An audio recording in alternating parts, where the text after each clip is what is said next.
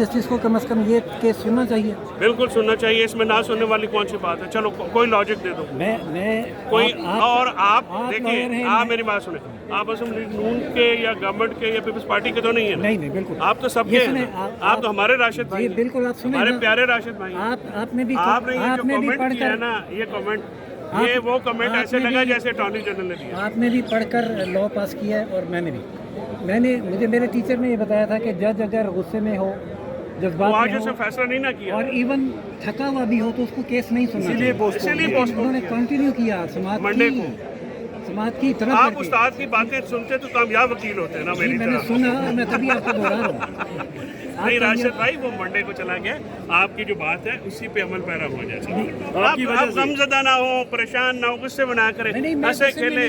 पाकिस्तान में आइन की बालादस्ती होगी। अदालतें अमूमन ये कहती हैं कि हम जज्बात में फैसला नहीं करते, कानून पे करते हैं। तो उन्होंने ये क्यों कहा कि मैं फिर ह्यूमन बीइंग बन जाऊँ? तो वो उन्होंने तो एक स्पेसिफिक कहा ना कि जब अगर आप वो बात करेंगे। अच्छा, अब आप क्या देख रहे हैं, मंडे को क्या होगा? मैं तो आइन के मुताबिक फैसला होते हुए देखना चाहता हूँ बस। हुकूमत ने तो इनकार कर दिया है कि वो इन 3 जजेस का फैसला नहीं मानने वाले। पता नहीं कहाँ पे इनकार किया, किसने किया? मरियम औरंगजेब, राना सनाउल्लाह, मरियम औरंगजेब और राना सनाउल्लाह जिस दिन नहीं करेंगे देख लेंगे। उनकी लीगल अथॉरिटी क्या है भाई? अदील साहब, चीफ जस्टिस साहब जो हैं आज जज्बाती भी हो गए थे समाअत के दौरान, क्या देख रहे हैं मंडे को क्या ऑर्डर देंगे? देखिए, अव्वल तो बात यह है कि हम उनके जज्बात की कदर करते हैं और उन्होंने आज हम साफ़ियों को भी काफ़ी तनकीद का निशाना बनाया।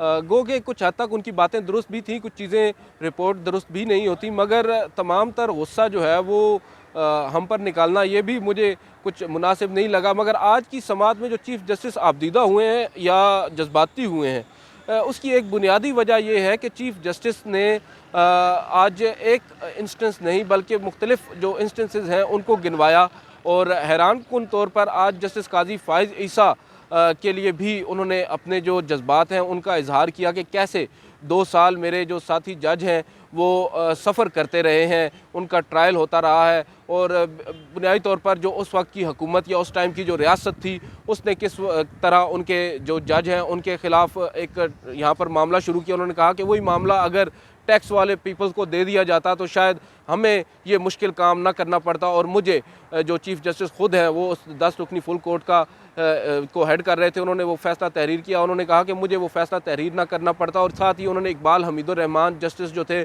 उनका जिक्र किया जिनको बार कौंसिल के कुछ एतराज़ात पर मुस्ताफ़ी होना पड़ा था जो कि बाद में गलत भी साबित हो गए थे। बहरहाल उसके बाद चीफ़ जस्टिस ने आज सबसे अहम बात ये की कि जो हमें नज़र आ रहा था इस मुकदमे पर समाअत आगे नहीं बढ़ेगी, इसकी जो लीगैलिटीज़ हैं उनके ऊपर सवालात उठाए जाएंगे, मगर जो शुरू में चीफ़ जस्टिस ऑफ पाकिस्तान की जानिब से कुछ ऑब्जर्वेशंस दी गई वो जज्बाती भी हुए, उसका असर इतना हुआ कि अटॉर्नी जनरल मजबूर हो गए कि आज जो मेरिट्स हैं केस के उन पर बात करें और उन्होंने आज केस के मेरिट्स पर कुछ बात की भी और कुछ वो आप कह सकते हैं कि कतराए भी हमें नज़र आए और उन्होंने कोशिश की कि किसी तरीके से वो इग्नोर करें आज के आर्गूमेंट्स देने को और आज की जो समाअत है इसको मुलतवी कराने की उन्होंने भरपूर कोशिश की जिसमें इवेंचुअली वो कामयाब भी हो गए। अब मंडे तक अदालत ने समाअत मुलतवी की है, लेकिन ये बात उन्होंने अब उनको यकीनी बनाने का कहा है कि हमें आप बताएं 2 टोक अंदाज में कि आप लोग क्या करेंगे और इंतखाबात न करवाने की वजह क्या है और इंतखाबात कब तक कराए जाएंगे, इस बात की भी हमें जो है वो अश्योरेंस दें। और साथ उन्होंने ये भी कहा कि अगर आप हमें मुतमईन नहीं करेंगे तो हम जो लोग हैं, जो ज़िम्मेदार लोग हैं उनको बुला लेंगे। यहाँ पर उनका हवाला पाक फ़ौज और वजारत ख़जाना से था और साथ उन्होंने अब अटॉर्नी जनरल को ये भी कह दिया है कि मंडे को अपने साथ सेक्रेटरी डिफेंस और सेक्रेटरी फाइनेंस को लेकर आएँ और उसी रोज़ अब मालूम ये पड़ता है कि फ़ैसला भी आ सकता है। दूसरी जानिब आज सबसे बड़ी जो डेवलपमेंट है वो ये है कि बार बार एक बात का मुतालबा किया जा रहा था कि फुल कोर्ट तश्कील दिया जाए। आज दौरान समाअत अटॉर्नी जनरल ने यह मुतालबा 5 बार दोहराया और 5 बार चीफ जस्टिस ने उनके इस मुतालबे को न सिर्फ नज़रअंदाज किया बल्कि एक मौके पर जस्टिस मुनीब अख्तर ने उनको स्नब किया। उनको कहा कि आप क्या बार बार एक ही बात दोहरा रहे हैं, क्या फुल कोर्ट कोई कैंडी है जो आप मांग रहे हैं? आपको एक दफ़ा बता दिया है कि फुल कोर्ट का इख्तियार चीफ जस्टिस का है, सुप्रीम कोर्ट के जो रोस्टर है उसका मास्टर चीफ जस्टिस है, तो आपको ये बात समझ जानी चाहिए, बार बार एक बात को इंसिस्ट ना करें।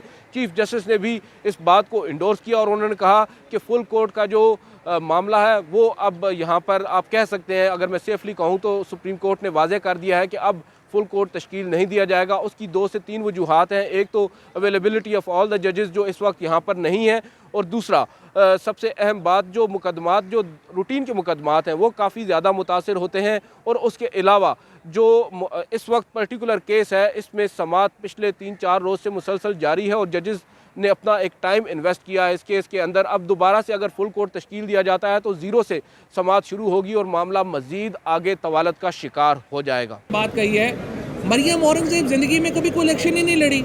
जो उनके लोग हैं, जो संजीदा लोग हैं नून लीग में, वो आके सामने आए और वो समाअत है उसमें जो सबसे अहम बात यह है कि सुप्रीम कोर्ट ने 2 चीज़ें कहा है कि सियासी जमातें आपस में तय कर लें तो बेहतर है, अदरवाइज़ वो ऑर्डर के ज़रिए जो चीज़ें हैं वो तय करेंगे। पहला, इलेक्शन की तारीख़ के ऊपर उन्होंने कहा है कि आपस में बात कर लें।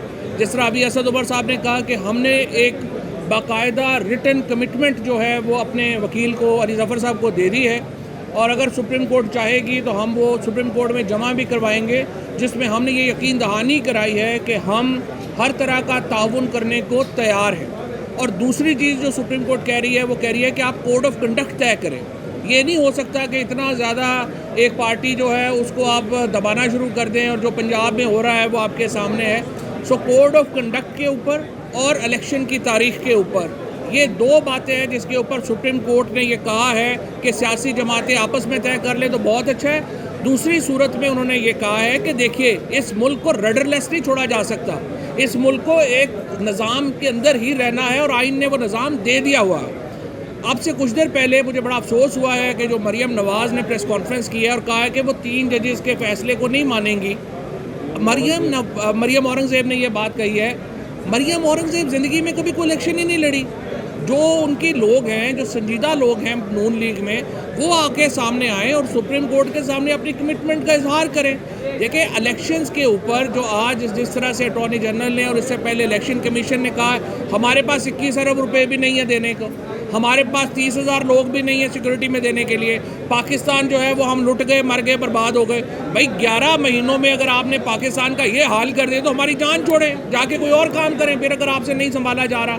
इसलिए सुप्रीम कोर्ट में पहली बात तो यह है कि जो फुल बेंच की इस्तदा है वो तो मुस्तरद कर दी है चीफ जस्टिस साहब ने, और अटॉर्नी जनरल साहब जो हैं वो आज कोई वो अटॉर्नी जनरल का भी बेचारे का कसूर नहीं है, केस ही उसके पास कोई नहीं है। अब आप देखिए कि वो ये कह रहे हैं कि हमारे पास 21 अरब रुपए भी नहीं है देने के लिए, और आज इस्लामाबाद के लिए 35 अरब रुपए की स्कीमें मंजूर की गई हैं। 82 अरब रुपया इन्होंने अपने MNAs को दे दिया है। 10 अरब रुपया के ये लैपटॉप ला रहे हैं। तो मतलब इनको झूठ बोलते हुए, और वो भी पक्के मुंह से झूठ बोलते हुए, कोई प्रॉब्लम ही नहीं होता इनका। ये सारे का सारा जो इनका एक निज़ाम है वो ये है। इसलिए बेंच ये वाज़े है, उन्होंने कहा जी इलेक्शन होने ये आप आपस में तय कर लें या फिर हमने तय करके देना है, और हम पूरी तरह जो तरीके इंसाफ है वो सुप्रीम कोर्ट के पीछे खड़ी है। हम चीफ जस्टिस साहब का जो इख्तियार है बेंचेस बनाने का उसको भी हम तस्लीम करते हैं, और इंशाअल्लाह ताला सुप्रीम कोर्ट के फैसले के ऊपर अमल दरामद होगा। किसी की ज़रूरत नहीं है सुप्रीम कोर्ट के फैसले के ऊपर अमल ना करे। पूरी कौम इस वक्त सुप्रीम कोर्ट के पीछे खड़ी है, सारे वकला सुप्रीम कोर्ट के पीछे खड़े हैं, और इंशाअल्लाह ये अगर इस पर कोई हैंकी फैंकी करेगा वो फिर घर ही जाएगा। Thank you.